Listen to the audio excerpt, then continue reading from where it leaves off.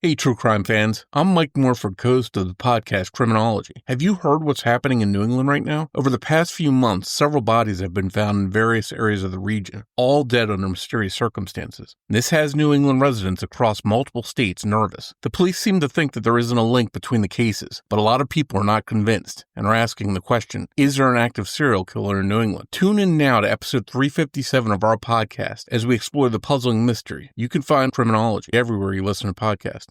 You're listening to DNA ID, brought to you by AbJack Entertainment. Be sure to check out some of the other great true crime podcasts from this network, including The Murder in My Family, Missing Persons, Scene of the Crime, Zodiac Speaking, Beyond Bizarre True Crime, Citizen Detective, and Campus Killings. all of these podcasts are available for you to binge on right now, wherever you listen to podcasts. Subscribe where you're listening to this podcast so you don't miss an episode.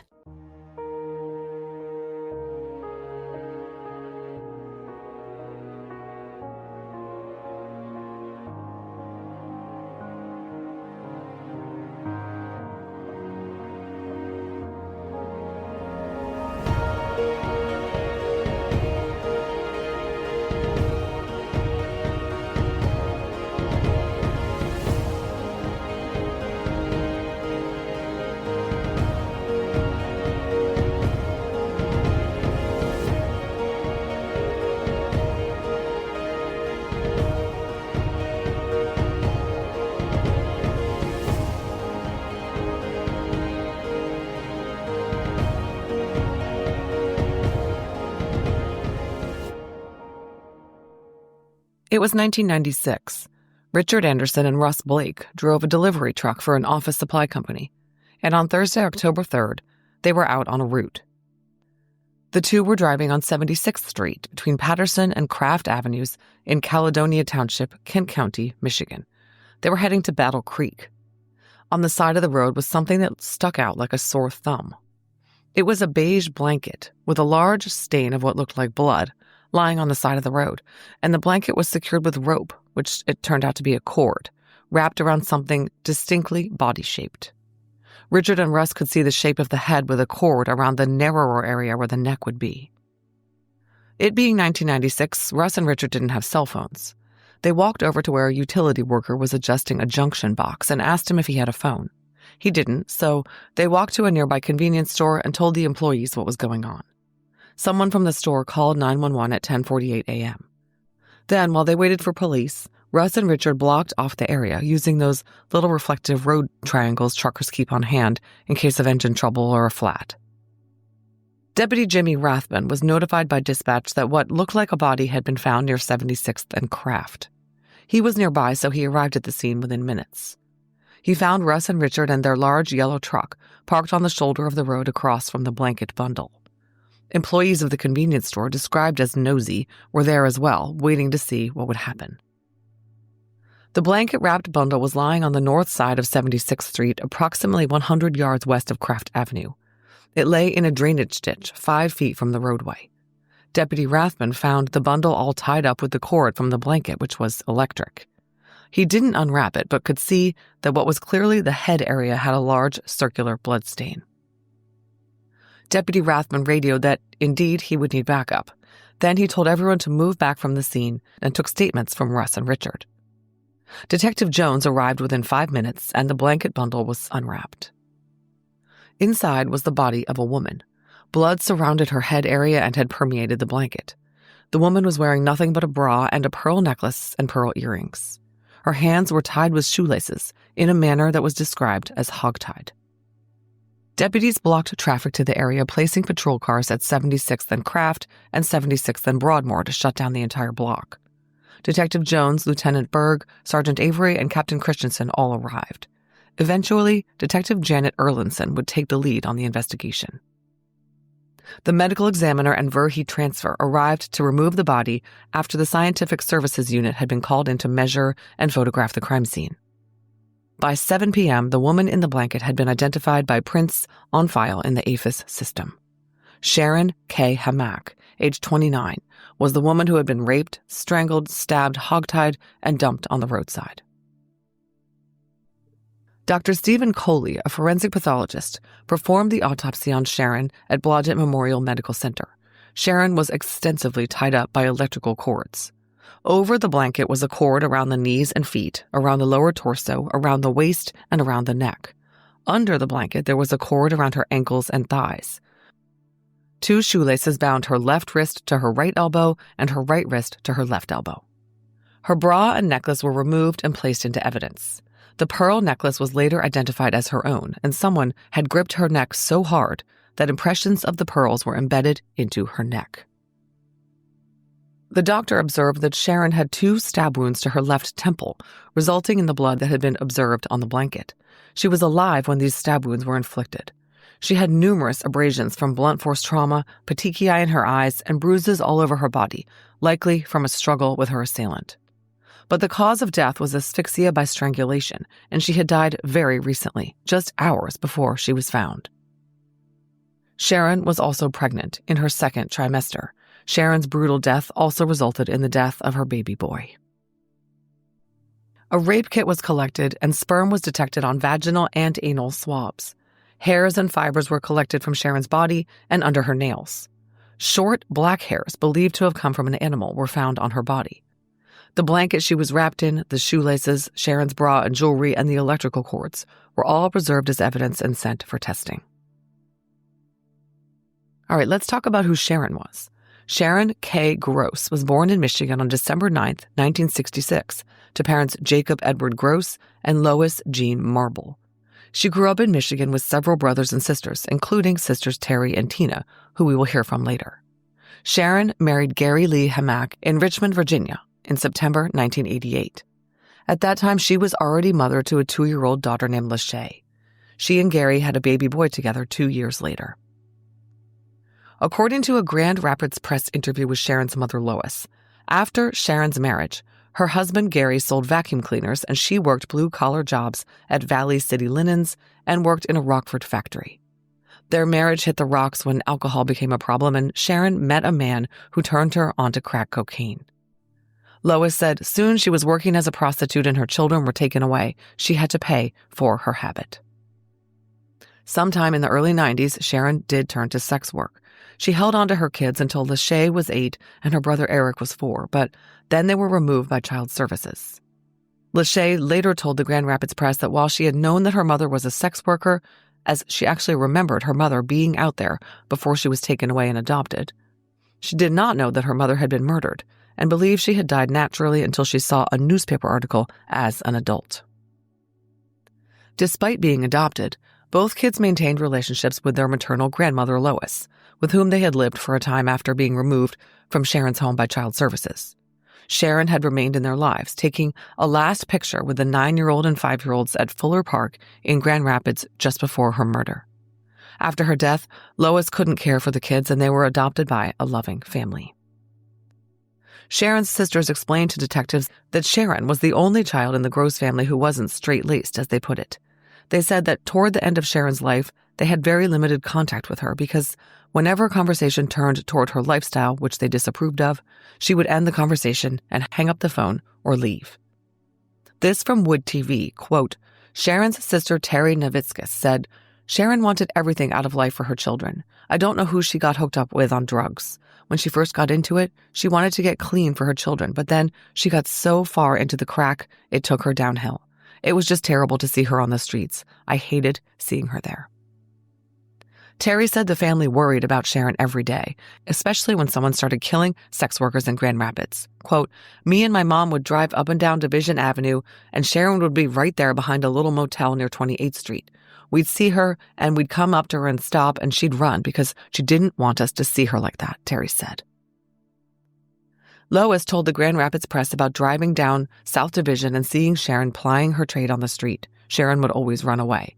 She didn't want to face me, Lois said. We tried. All of our family members tried and tried to get her on the straight and narrow, but she chose that life. I think she was too far into that cocaine.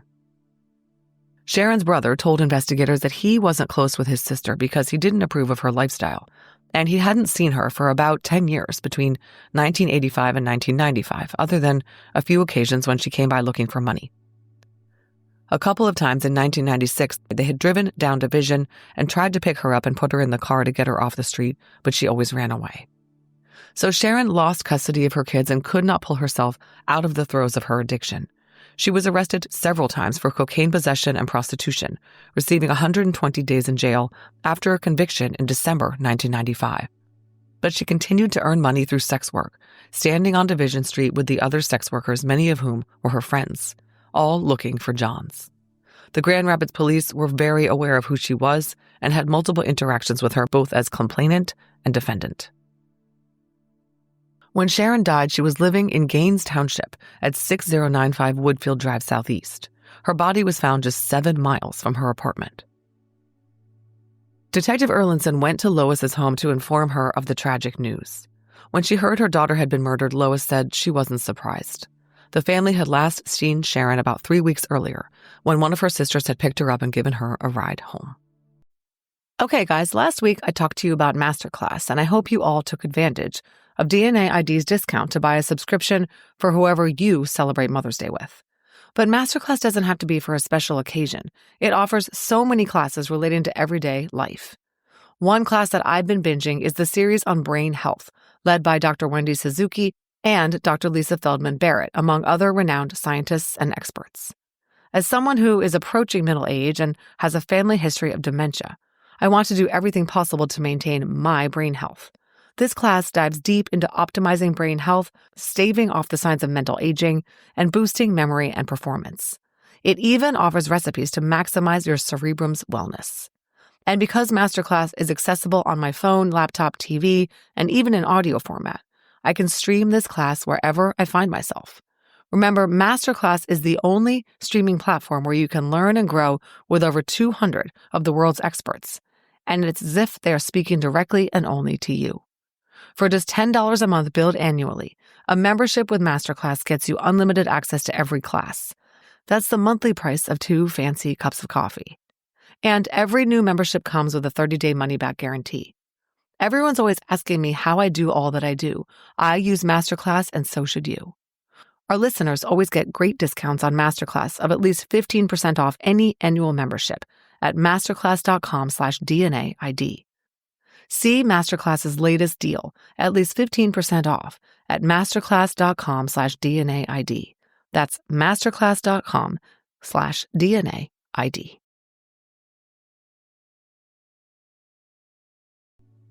Okay, let's go back to the scene where Sharon's body was found. Deputy Rathbun noted in his report that the area was somewhat rural, a quarter of a mile from Country Meadows Mobile Home Park and the greens of Broadmoor Country Club. The closest house was 150 yards away on Craft. Deputy Rathbun and Detective Tom Woderick walked the perimeter of 76th Street between Craft and Broadmoor on both shoulders, looking in the ditches that ran along the road to see if they could find any evidence. They collected a cigarette box found 26 feet west-southwest of the body, a cigarette butt found 91 feet southwest of the body, and 2 more butts found 13 feet and 26 feet from the body, respectively. Nothing of note was found in the field north of the crime scene.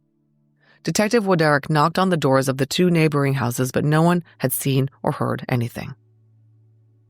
Detectives interviewed the men who had found Sharon, Richard, and Russ, and Richard had some more details to report. He said that day, October 3rd, when he and Russ were out on their delivery route in Caledonia, he had seen a dump truck in the area of 76th Street and Craft Avenue Southeast in Caledonia Township. A guy was standing on the back of it, Richard later testified. While we were waiting for traffic to go through the 4-way, I noticed the guy toss something out. Well, that something was Sharon. The Kent County Sheriff's Office was responsible for the investigation into Sharon's murder. They interviewed Sharon's family and friends who were not suspects, but sources of information. The detectives asked whether Sharon's ex-husband, Gary Hammack, could have been the man who killed her. Sharon's family highly doubted it. Gary had had no contact with their family for 5 years. The detectives asked about what Sharon liked to wear, her habits, etc. One of Sharon's sisters said that Sharon would never have used an electric blanket. She ran very hot and even in the wintertime used a fan. She very much doubted that the electric blanket she was found wrapped in was her own. The Kent County investigators had searched Sharon's apartment and collected a number of items, including a Bud Light bottle, a Red Dog bottle, a crack pipe, and so on. They noted there was a full container of Hunan chicken sitting in a brown paper delivery bag on the countertop in her kitchen. Her family said Sharon adored Chinese food, and it would be very unusual for her not to eat this food prior to going out for the evening. It made them wonder if perhaps the suspect was at Sharon's house when the food arrived. Something unusual prevented Sharon from eating dinner she had paid to have delivered. Police searched Sharon's white 1988 Ford Escort after having it towed to the Kent County Sheriff's Office. Nothing out of the ordinary was found. It didn't appear Sharon had used the car on the last night of her life. Sharon's probation officer was interviewed by Detective Orange. Grand Rapids police had arrested Sharon in June 1996 for an incident in which she threatened a white male, unnamed, with a knife and kneed him in the forehead. There were several witnesses to this menacing by Sharon, and she was arrested. The man she threatened, who had jumped into a red, older model Oldsmobile four-door with primer on the right rear at the Shell station on Division, was a suspect in her murder for obvious reasons. From what I can gather from the 80% redacted documents I was given by the Kent County Sheriff's Office, this man blamed Sharon for a setup in which he was introduced to undercover vice officers and was arrested. I'm going to call this guy Jay because I don't know his real name, but he will come up again later. Jay basically blamed Sharon for entrapment. Police also learned about a June 1996 confrontation Sharon had with some people in an alley near 2025 South Division, and a black male in a gold Lexus who threatened Sharon and her friend with a gun. He was a pimp who had been trying to get Sharon to work for him. He stopped them in traffic and got out, yelling something about Sharon owing him money and lifting his shirt to show the handgun in his pants. Gold Lexus dude was questioned extensively, but did not kill Sharon, even though it sounded like he wanted to. Another guy had been named by a friend of Sharon's as someone who had violently beaten her sometime in 1994. This man owned a black cat, so he was looked at to try to connect him to the animal hairs found on Sharon's body. A lot of men were questioned who were clients of Sharon's, friends of Sharon's, acquaintances of Sharon's, and so on. She knew a lot of people. And through these interviews, police started to get a handle on the timeline of the last night of Sharon's life. A male friend of Sharon's I'm calling Percy was interviewed at the Kent County Sheriff's Department on October 4th. Percy had seen her on the afternoon of October 2nd. He was sleeping when she knocked on the door with a friend and asked to use his phone. He didn't let her in because his girlfriend was over and he was concerned that she'd be mad. Sharon left and got into a car with a black male. Officer Rathbun's notes say Percy was visibly shocked when he was told of Sharon's death and gave a consent to search his residence. A taped statement was made and, quote, he is not considered an active suspect, end quote. Detective Orange and Detective Miedema interviewed another male witness who came into the Grand Rapids Police Department after hearing on the news that Sharon had been murdered. This guy, whom I'm calling Andrew, said he'd been a friend of Sharon's for over a year. He said she was a lot of fun to be around, and he often hung out and partied with Sharon and her girlfriends and would give her rides. She typically worked on Division or Commerce Abs, he said. Andrew was clearly emotionally distraught and broke down in tears several times during the interview. The detectives asked him to help them build a timeline for Sharon for October 2nd and the early morning hours of the 3rd, which was a Thursday. It turned out that Sharon had been interviewed by Grand Rapids police detectives on Wednesday, October 2nd. I don't know for certain what this interview was about, but Sharon had a record and was on probation, so it could have been something routine. After the interview at 4:30, Andrew picked her up and drove her to South Division Street. He dropped her there and saw her there again between 6 and 7, near Melville Street and Division. At 7:30, he went to Shortstop Liquors, and then he and Sharon went to her apartment and drank. Perhaps this was when she ordered the Chinese food, although Andrew did not mention that. At 10:30, they went to a party.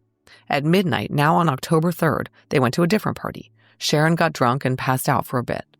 Between 1:30 and 3 a.m., Andrew took Sharon to another house, dropped her off, and returned to the party they'd been at, where he stayed until 6:30 in the morning before going to bed. Andrew had an alibi for the morning when Sharon's body was dropped off. He had been arrested and was in the Kent County Jail. Conflicting with Andrew's story was the timeline reported by a female friend of Sharon's who said that she saw Sharon at 11:30 p.m. on the night prior to her death getting into a boxy, dark blue car that had a bit of rust and a dark interior. The driver was a white male about 38 years old, heavyset with a beard, wearing a baseball hat. She described Sharon as last seen wearing brown spandex pants, brown shoes, a flowered maternity top, and a beaded necklace. Now, we know Sharon was indeed wearing a necklace like that when she was found. However, a photo of Sharon, taken earlier on the afternoon of October 2nd, showed her wearing a black vest and a white shirt, so police were not sure whether this witness was confusing her days. One woman, a sex worker who knew Sharon well, said the last time she saw her was 11 p.m. the night before she was found murdered. She was in a parking lot at Banner and Division, speaking with a male with long hair. And a male who knew Sharon said he saw her getting into a beige car by the abandoned house on Melville. On November 1st, Detective Erlandson and Sergeant Nelson met with a man who claimed to have information on Sharon's case. This male witness remembered talking to Sharon on October 3rd at approximately 5 a.m. near Division Ave and Banner Street. Sharon pointed across the street to a blue Taurus occupied by a man. The witness believed Sharon was familiar with this man in the blue Taurus and had possibly gotten into that Taurus with him. That sighting of Sharon at Division and Banner at 5 a.m. on the day her body was found was believed to be legitimate. The witness knew the name of the man in the blue Taurus, and detectives followed up with him. Detective Erlandson went to the blue Taurus guy's house on December 13th. On the front porch mat, she noted a bunch of animal hair. Remember that possible animal hair had been found on Sharon. Detective Erlandson collected the hair and placed it into an evidence envelope and submitted it to the crime lab. She finally made contact with Blue Taurus guy on December 19th, and he signed a consent form to have his vehicles searched, the Blue Taurus and a burgundy GMC pickup. Inside, the CSIs collected various fibers and hairs to compare to those found on Sharon. Blue Taurus guy was administered a polygraph exam on December 26th, and he also voluntarily gave blood for future testing. After this, police notes say Blue Taurus guy was no longer considered an active suspect. Police were running out of suspects they could directly connect to Sharon, and the timeline was still vague. Division and Banner seemed to be the place most people agreed Sharon had last been seen, but who she left with and when remained a mystery that would continue for decades. Unlike most of the murders I've covered, Sharon's was not particularly shocking to the police in Michigan. You see, Sharon's was the 9th murder in a series of slayings of women that had been plaguing the area for 2.5 years. Between mid-1994 and the end of 1996, the bodies of 9 women had been found in Kent, Ottawa, and Muskegon counties. Some of the bodies were unidentifiable due to decomposition. According to media reports from the time, all were white women, most had dark hair, and of the 6 for whom cause of death had been determined, 5 had been strangled. The 7 who had been identified were sex workers or had drug arrests or both. Wood TV reported, quote, according to police reports obtained by Target 8, nearly all of the victims were last seen on or near a 3-mile stretch of Division Avenue South, the center of the city's red light district. Sharon's murder was the last straw. That month, Michigan authorities from several regions joined forces to form an investigative task force to get to the bottom of these slayings. The task force was staffed by 13 members of law enforcement from the Grand Rapids, Wyoming, and Walker police departments and Kent, Muskegon, and Ottawa County Sheriff's departments. Police spokespersons stressed that there was no certainty whatsoever that a serial killer was operating in the area. But Captain Kevin Belk, head of Grand Rapids police detectives at the time, told the Lansing State Journal, quote, certainly some of these homicides are related, if not all of them, end quote. Clearly, investigators felt there was sufficient cause to join forces to compare the evidence in the homicide cases, preying on participants in Grand Rapids' commercial sex industry. The task force operated full steam ahead for the next 7 months. According to the Muskegon Chronicle, members of the task force spent more than 10,000 hours tracking down nearly 800 tips. They spent hundreds of hours canvassing Division Street, talking to Johns, pimps, and sex workers. But the murders stopped just as suddenly as they had started, with no additional victims coming to the attention of investigators. In the end, no arrests for these specific 9 murders were made, although there were some suspects, as we'll hear. It became apparent, through comparison of DNA evidence, that there was more than one killer preying on sex workers. DNA of at least 3 different men had been detected on the bodies of 3 victims.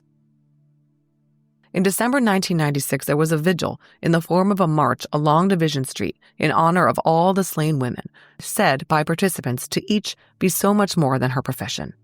One friend of Sharon's walked with Sharon's family and said, quote, she was a beautiful woman who was trying really hard. Reverend Barry Petrucci of the United Methodist Church had started a reward fund by donating $200 to reward anyone who submitted a tip leading to the conviction of the killer or killers.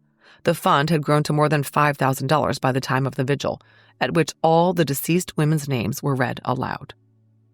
Sex workers who were friends with Sharon told police that they had all discussed the sex worker slayings, and she, like the rest of them, was scared and nervous.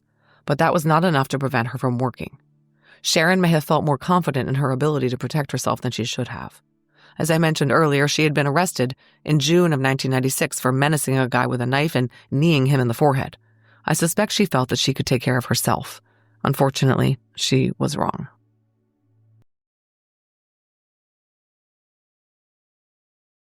Police and Sharon's family alike believed they had finally cracked the case with the December 1996 arrest of Jamil Lacey. Here's what happened. When Sharon was killed, one of her best friends, also a sex worker, recalled an incident that had happened to her in October 1993. I'll call this woman Ginger.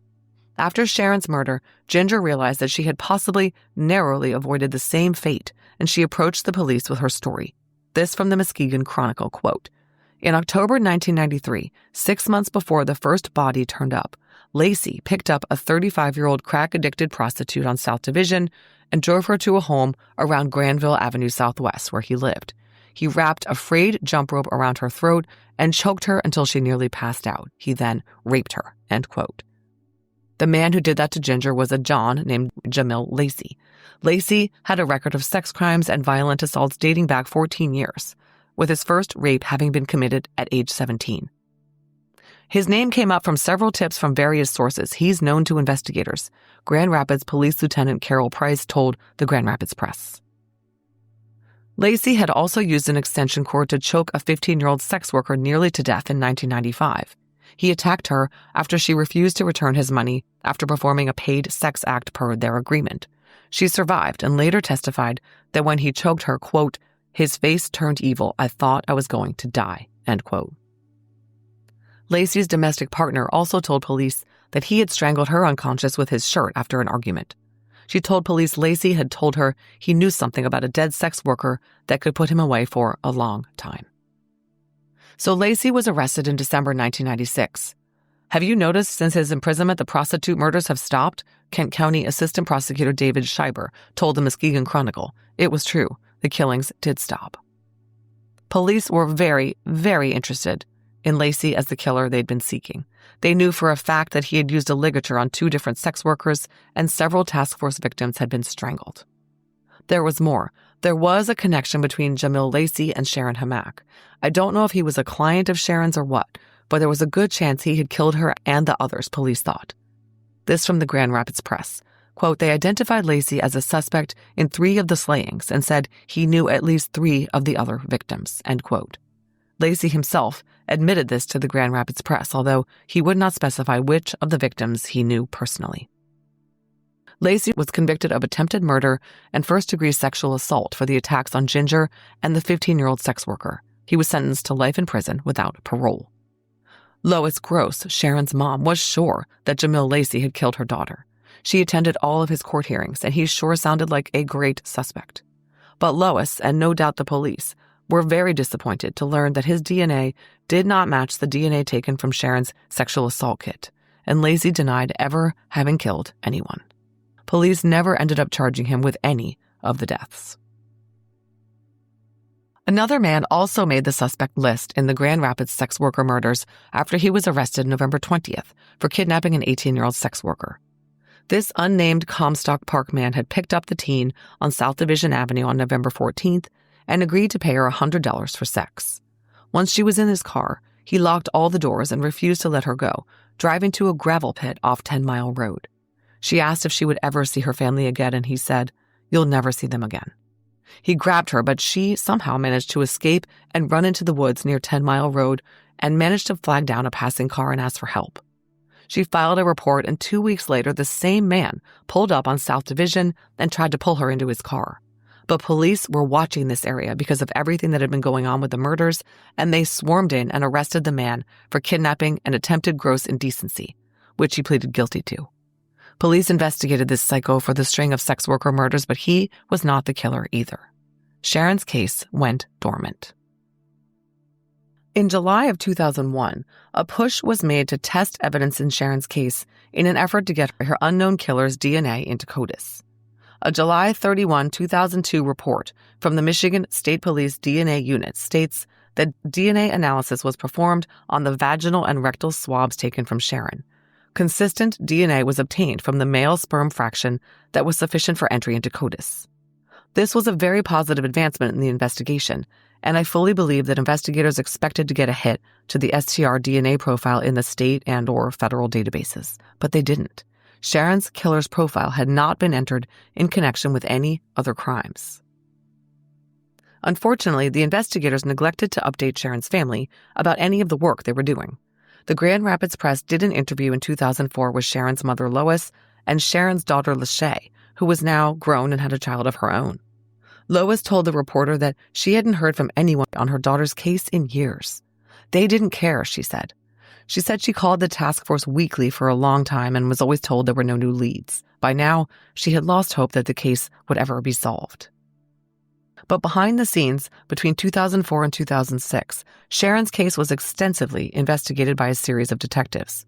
They re-interviewed people who had been known to Sharon, men who had a beef with her, and men who had been the subject of tips. Many were asked to provide voluntary DNA samples for comparison against the sample in evidence, and almost all complied. One of them was the guy I called Jay, who had been angry with Sharon, whom he blamed for setting him up with undercover police. His DNA didn't match. Neither did the DNA of the guy who'd been arrested for trying to abduct the 18-year-old sex worker on November 20th, 1996. His DNA was obtained after detectives obtained a search warrant for a buccal swab. Neither did the DNA of anyone else tested during this time. Detectives even went to Sharon's old apartment to see if they could collect fibers from the carpeting, but it had been changed. They sent tape lifts from the sheet Sharon had been wrapped in for transport to the FBI for hair and fiber analysis. They sent the cigarette butts collected from the area near Sharon's body for DNA testing as well. The investigators contacted a lot of women who were known for sex work in the 90s, asking if they knew Sharon or any of the other murdered women. Interviews continued throughout 2005. By now, Detective Rick Coxon and his partner Mart Burns were staffed on Sharon's case full-time. They tracked down everyone in the case file they could find, asking about electric blankets, who was violent with the sex workers, people Sharon had issues with, the carpet colors in various houses Sharon frequented, and so on. It was an uphill battle, as 9 years had passed and many of the witnesses, semi-reliable at the time at best, now had only vague memories or recalled rumors. On April 7, 2005, Detectives Coxon and Burns went to Sharon's family's home. They updated the Grosses that they had reopened Sharon's case and wanted to see if anyone could remember anything helpful. Lois said she was very relieved that police were taking the time to look into Sharon's death once again. She said things had been very difficult for the whole family since Sharon's unsolved murder. She had hoped all this time that Sharon's killer would be caught. Sharon's sisters echoed that, saying Sharon was a wonderful person who had just fallen on hard times, and they had lost touch with her because of her lifestyle. Sharon's brother was interviewed and requested to give a buccal swab, which he did. New DNA testing continued. Preliminary tests showed the presence of seminal fluid on the blanket Sharon was wrapped in. Cuttings from the blanket were submitted to the MSP crime lab for DNA analysis. They also requested testing on the crack pipe and some other items collected from Sharon's apartment. The testing on the blanket cuttings revealed a male DNA profile consistent with vaginal swabs taken from Sharon at her autopsy. In January 2006, Detective Coxon received 2 reports from the MSP lab. One was the results of testing on the items collected in Sharon's apartment. One of the Bud Ice bottles and the Red Dog bottle had unidentified male DNA on them. And one of the cigarette butts collected from near Sharon's body had an inconsistent DNA profile on it. Quote, the DNA types identified from evidentiary samples Bud Ice bottle, Red Dog bottle, and cigarette butt had been entered into the casework database of the combined DNA index system, end quote. Around this time, Detective Coxon decided to see if any DNA existed from Sharon's fetus. Sharon had told several men that they were the father of her baby, but no one knew who the real father was. Miraculously, the Kent County Medical Examiner still had fetal blood vials in evidence. 11 buccal swabs were tested against the fetus DNA, but no match was ever obtained. It remains unknown who the father of Sharon's baby was. In January 2006, Detectives Coxon and Burns again tried to talk with Jamil Lacey, who had been a suspect ever since his arrest in December of 1996. Detectives' notes read, quote, "He was a subject of interest in this case and had been contacted in the past by detectives in hopes that he could shed some light onto these cases. During these interviews, he would not speak with detectives. Upon making contact with him, he would not speak with us. He denied any involvement and shortly thereafter requested an attorney," end quote. DNA from Lacey had not matched with the vaginal swab sample collected in Sharon's case, and I have to assume his DNA was also tested against the electrical cord and cigarette butt that contained inconsistent male DNA profiles. In late 2005 and well into 2006, the investigators took a hard look at a Gregory Kelly. Kelly had been arrested and convicted of trafficking sex workers between Grand Rapids and Detroit and cities as far away as New York and Washington, D.C. According to media reports in the Grand Rapids press, Kelly was described by sex workers as the most violent pimp on the street, and police called him a suspect in at least some of the sex worker slayings, which began in 1994 and ended in 1996.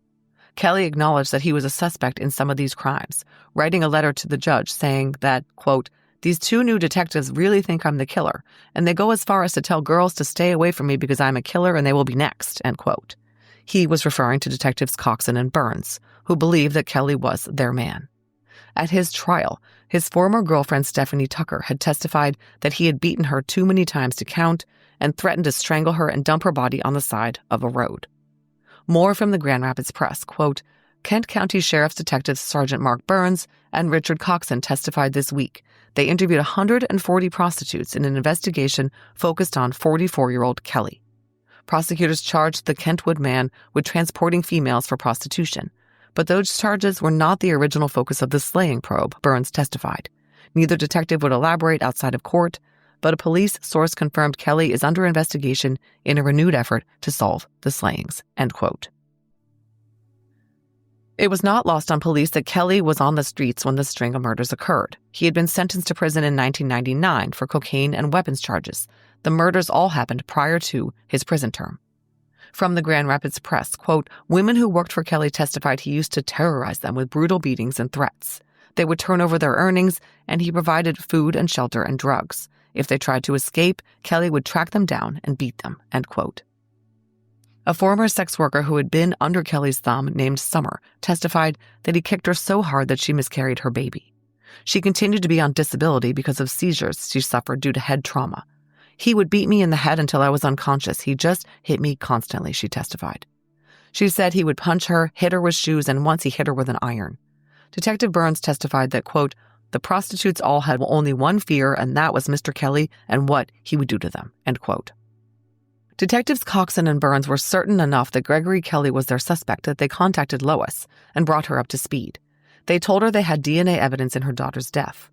The conversation renewed her hope and faith in the investigators. She told the Grand Rapids Press in June of 2006, "They said they really, really, really want to get the guy. They want to get this guy off the streets." They didn't name Kelly, but it was very clear they were very, very interested in him. On January 20th, Detectives Burns and Coxon went to Riverside Correctional Facility in Ionia, Michigan, to talk to Percy.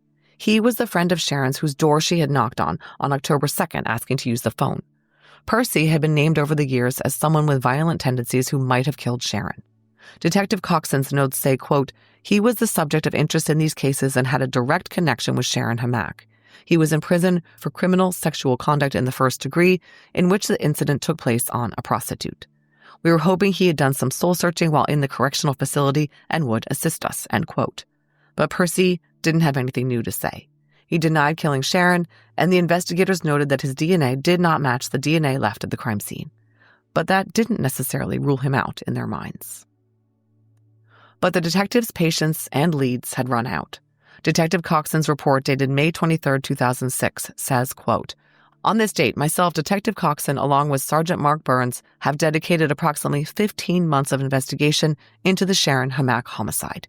We have exhausted each and every pertinent lead in this case. We have obtained DNA samples that were not known of prior to reopening this case and have also eliminated several suspects. We, however, have not been able to determine the individual responsible for the homicide of Sharon Hammack. This case will remain open, however, it will be placed as inactive. we are hopeful that the DNA in the CODIS system will eventually reveal the person responsible for Sharon Hammack's homicide, end quote. Little did they know, the investigators were tabling their investigation right when their killer struck again. In 2008, a search of the combined DNA index system, known as CODIS, resulted in an unknown DNA match between Sharon's unsolved 1996 Michigan State Police case and a 2006 Maryland State Police case. This hit on August 18, 2008, demonstrated how the DNA database plays a crucial role in linking crimes to the same offender. One detective wrote, quote, "In 2006, Maryland State Police were investigating a homicide of a woman who was raped and stabbed to death. The assailant left DNA in that victim as well. Let's talk about the 2006 case." Around 5:45 a.m. on Thursday, May 4, 2006, Maryland State Police received a phone call from two motorists traveling on I-70 in Frederick County, Maryland.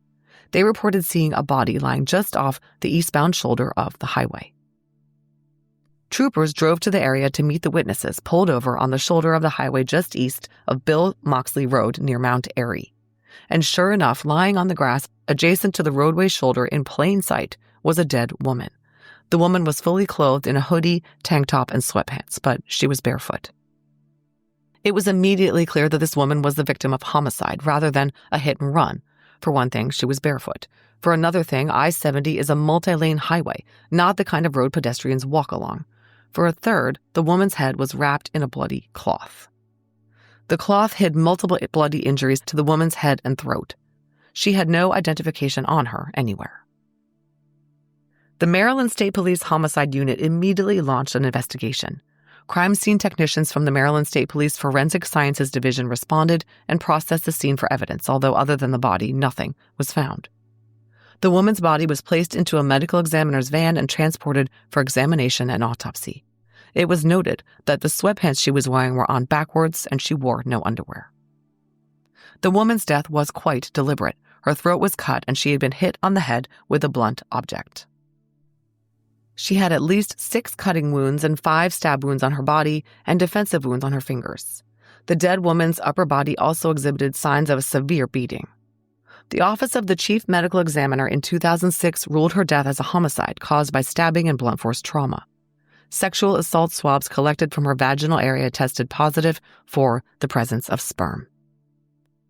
Maryland police suspected their homicide victim had been dumped on the roadside by someone in a vehicle during the night. Her body wasn't obscured, so when daylight broke, she was plainly visible to passersby. The lack of blood or other evidence at the dump site pointed clearly to the woman being killed elsewhere. And because she had no ID on her, she could have come from anywhere. All they had to go on initially was the 2 tattoos on her back, 2 dragons, and the words Gypsy Rose. However, it didn't take long for police to identify the homicide victim. Her fingerprints were in the system. Her name was Dusty Shuck, age 24. So who was Dusty Shuck? Dusty Mariah Shuck was born on December 29, 1981 in La Mesa, San Diego County, California, to mom Lori and a father whose name I don't know. Her mom Lori later told the Frederick News Post, Dusty was, quote, beautiful, happy, mellow, and got along with everybody. She was good at school. She was a great artist. Lori said her daughter had been the typical girl next door who aspired to work in a dental office and enjoyed writing. She was a good mother to her young son, who she had at age 20. As a young mother trying to find her way, she began behaving erratically and showing signs of addiction and then mental illness. She was eventually diagnosed with what was then called schizophrenia, now called bipolar disorder. With her disease, Dusty fell through the cracks and became lost. Lori said she became suicidal and started exhibiting the unpredictable and dramatic mood swings characteristic of her condition.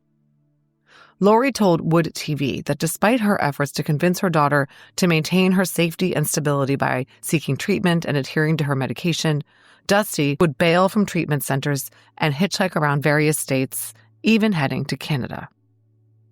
She would just disappear for a while and come back. It was a struggle. I think that's how she ended up becoming a victim, Lori told News Nation.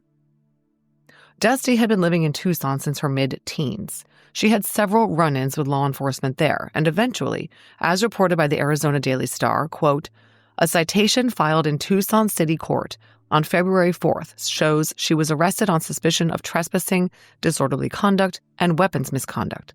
A warrant for her arrest was issued in connection with that case. A warrant for her arrest was also issued on February 27th in Marana Municipal Court in connection with failure to pay fines in a criminal traffic case, end quote. As a result of this arrest, pursuant to a February 28th court order, Dusty was remanded to a short-term residential treatment facility called Cope Behavioral Services on East Rockman Street in Tucson. Dusty was taken to the facility by court personnel, but she managed to avoid the intake process and walked away at 4:30 p.m. A missing persons report filed by the facility said she was wearing a gray shirt and black sweats. Apparently to avoid all the looming criminal charges and the residential facility, Dusty left Arizona. After absconding from Tucson, her mom learned that she'd been picked up in Live Oak, California, twice prior to March 17th. Police there took her to women's shelters, but she always left. Then she turned up in Silver City, New Mexico, where her mom, Lori, lived. There she stayed in a cheap motel while Lori desperately tried to help her stick with treatment for her disease. On April 24th, Lori arrived at the motel to bring Dusty her prescription medications, but she found Dusty gone. The front desk told her her daughter had checked out 15 minutes earlier. She was in the wind. Lori never saw her daughter alive again. Not until she received a call from the Maryland State Police on May 6th did she learn Dusty's fate. After her daughter vanished, Lori told the Frederick News Post, quote, "I had put a missing persons report in, because I knew eventually she would cross paths with police or, God forbid something happened to her, they would know to contact me," end quote. They did contact her, and the news was bad. Dusty's 4-year-old son would barely remember his mother. How had Dusty gotten from New Mexico to a dirty patch of grass off I-70, 25 miles west of Baltimore and 2,000 miles from home? Maryland State Police Detective Rick Bachtel had a theory. Detective Bachtel knew that Dusty had been found just a few hundred yards from the New Market Truck Way Station and truck stop on eastbound I-70. He was able to locate reports of law enforcement contact with Dusty that showed she was on the move. Police had interacted with her at the Ontario International Airport in Southern California, a major cargo port where truckers often picked up loads for transport. So Dusty was tracked from New Mexico to Southern California. Weeks later, she was dumped near a way station on a major highway in Maryland with no identification and no shoes. It sounded like a long-haul trucker might be Dusty's killer. Scott Raleigh, the Frederick County State's attorney at the time, told the Baltimore Sun, quote, "We may be on a nationwide search for the person who did this." Police investigating Dusty's case checked at the well-known, most frequented truck stop and food and gas station cluster between Illinois and Maryland, the Breezewood truck stop in Pennsylvania, servicing I-70, I-76, and US 30. This was 95 miles from where Dusty was found on I-70. And there they located two people who believed they had seen Dusty on the night before her body was found. On May 3rd, a couple reported they had seen Dusty at a petrol station in Breezewood. According to a report in the Baltimore Sun, the couple recognized Dusty's photo and the dragon tattoo on her back. I assume they saw her wearing a tank top, and the dragon tattoo was large enough that it was partially exposed by the shirt. Others at the same truck stop said they had seen a woman matching her description on that same date. What that meant was Dusty had been killed that same night. Police believed she was killed after 9 p.m., and the murder likely took place somewhere other than the dump site. It could have been inside a vehicle, but as one investigator said, it would have been very messy. Within a week of locating Dusty's body, Maryland State Police did something ingenious. They erected one of those large, portable, electronic roadside signs, the kind that usually says left lane closed ahead or road work 45 miles an hour. But instead of a traffic notice, it read, "Homicide here, 5406, in flashing orange letters. It asked anyone with information to call the State Police Barracks in Frederick. The sign got people's attention, but no tips were called in about Dusty. Most of them were people calling about missing loved ones. Police believed that Dusty's killer, like his victim, was from elsewhere. No one in Mount Airy or its surroundings knew who Dusty Shuck was or what had happened to her. They decided to focus on truck stops, believing that Dusty had passed through the area, probably in the company of a big rig driver who had the capability of transporting her thousands of miles undetected. Maryland State Police went to truck stops in Frederick and Howard counties and circulated 500 flyers with Dusty's photo, as well as photos of her back showing her 2 tattoos. They also checked at all area tattoo parlors and included photos of the tattoos in bulletins issued to other law enforcement agencies. No one came forward. Dusty's case was especially poignant because her mental health issues made her so vulnerable. Presumably, the police contact with Dusty in California resulted in warrant checks being run on her. I assume her outstanding warrant in Arizona didn't come up because it wasn't outstanding. It had been executed. She had been arrested and the judge ordered her to the mental health treatment facility. I don't know on what date her mother filed a missing persons report, and if it was prior to this contact, why the officers who interacted with Dusty were not alerted to her missing persons status. If they had been, it might have saved her life. On the other hand, it's possible police didn't take Dusty's disappearance too seriously. Even if they knew she was officially listed as missing, she was an adult. She checked out of the motel and left voluntarily, and according to her mom, Lori, Dusty had taken off several times before. She had a total of 11 law enforcement contacts on her record, her mom told the Frederick News Post. That's a lot. This from the Frederick News Post 8 years later in 2014. In the years since, Detective Rick Bachtel has checked FBI databases that list long-haul truckers who have been arrested or investigated for killing, kidnapping, or sexual assault on or near the highways, as well as victims of rapes and homicides and missing persons along trucking routes and major highways. Nothing has panned out so far. There were some that actually got within a few thousand miles, but it would have been impossible to be there and here at the same time, Bachtel said. I'm comfortable that the names that have surfaced through that process have been exhausted or eliminated. Bachtel has presented a PowerPoint of the case at seminars and brought the case to the VDOC Society, a Philadelphia-based crime-solving organization, in hopes that sharing the information with other law enforcement might help. I have no suspects whatsoever, Bachtel said. All that from the Frederick News Post. But he did have some physical evidence. On January 21, 2008, the vaginal and rectal swabs from Dusty's sexual assault kit were submitted to the Maryland State Police lab. A male STR DNA profile was entered into CODIS, and that's when it hit to the Sharon Hammack case. In September 2008, Kent County, Michigan Detective Coxon sent some evidence to LabCorp for DNA testing. They specifically requested that the bindings used on Sharon be re-examined. Quote, I am enclosing some photographs of the crime scene so you can see the intricacies of the knots. It is our belief that the suspect in this case had extensive contact with the bindings. Hopefully, some suspect DNA will be obtained from the evidence we are sending you, end quote. And it was. Inside the knots in the shoelace bindings, male DNA consistent with the DNA on Sharon's body was detected. And then there is a giant glaring hole in the case materials I have. The Kent County police files contain no reference whatsoever to any joint investigation conducted with the Maryland State Police working the Dusty Shuck case. We know Maryland State Trooper Rick Bachtel was working Dusty's case in 2014 and beyond. So perhaps Kent County was letting him spearhead the investigation. As we know, he believed Dusty was killed by a trucker and he had no solid suspects.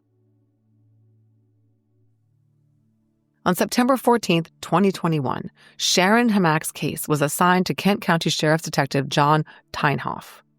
He spearheaded an IGG investigation in the Shuck and Hammack cases. Teinhoff submitted the blanket that Sharon had been found wrapped up in, which still contained some remnants of physical evidence, semen, on the edge, to the Michigan State Police Crime Lab. DNA was extracted from sperm fraction and was submitted to Hudson Alpha for preparation of a SNP profile using whole genome sequencing. Then the Michigan State Police, using federal grant funds they had access to, contracted with Identifinders International on September 8, 2021, to perform the IGG analysis on the Kent County case. Once the SNP profile was ready, the Identifinders representative uploaded it to GEDmatch on January 13, 2022, and to Family Tree DNA on January 18th. On January 21st, Detective Teinhoff was contacted by Lori Jonason of Identifinders, who reported that the suspect's DNA showed that he was Caucasian, with an admixture of 46% Northern Atlantic, 40% Baltic, and 14% West Mediterranean. Identifinders genealogist Linda Doyle started an IGG investigation on July 26, 2022. She found matches from both the suspect's maternal and paternal sides, including matches of 122 centimorgans, 162 centimorgans, and 140 centimorgans. Additional matches ranged from 22 cms to 54 cms. Ancestry of the matches included German, Polish, and Austrian, consistent with the suspect's admixture. And the matches represented every single line of the suspect's family tree, a first for the genealogist. On the suspect's paternal side, most recent common ancestors converged in the marriage of John Artman and Anna Bauer, both born around the turn of the 20th century. On his maternal side, most recent common ancestors intersected with the union of Peter Rumps and Teresa Osentowski, born in 1906 and 1912, respectively. On July 28, 2022, Linda Doyle contacted Detective Teinhoff and informed him she had narrowed down the search for the suspect in his case. The suspect's grandparents were John Artman and Anna Bauer, and his maternal grandparents were Peter Rumps and Teresa Ostentowski. He could only be the biological son of the descendants from both of those marriages who had a child together, Wilfred Artman and Donna Marie Rumps. The couple had 4 sons. All of them were second cousins once removed to the top 2 matches, and both fourth cousins and third cousins to the third top match. It all fit. So the genealogist knew that based on the DNA, any one of these sons could in theory be the man who left his semen on Sharon Hammack's body and the blanket. But she had good reason to prioritize one of the brothers over the other 3. Gary Dean Artman had ties to Michigan, had a history of sexual assault, and was employed as a long-haul trucker. This is the end of Part 1 of the Sharon Hammack and Dusty Shuck cases. Part 2 is available right now.